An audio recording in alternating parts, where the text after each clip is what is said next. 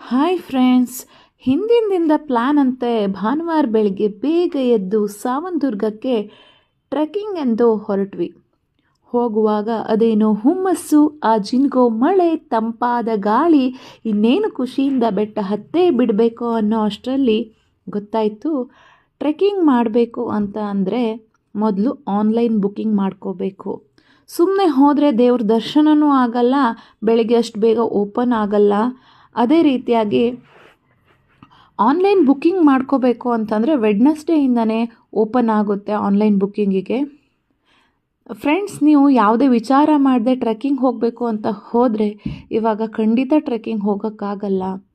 So ಬಂದು ದಾರಿಗೆ ಸುಂಕ ಇಲ್ಲ ಅಂತ ಅಂದ್ಕೊಂಡು ಮಂಚನಬೆಲೆ ಡ್ಯಾಮ್ಗೆ ಹೋಗಿ ಬ್ಯೂಟಿಫುಲ್ ಮಾರ್ನಿಂಗ್ ವ್ಯೂವನ್ನು ನೋಡಿಕೊಂಡು ವಾಪಸ್ ಮನೆಗೆ ಬಂದ್ವಿ.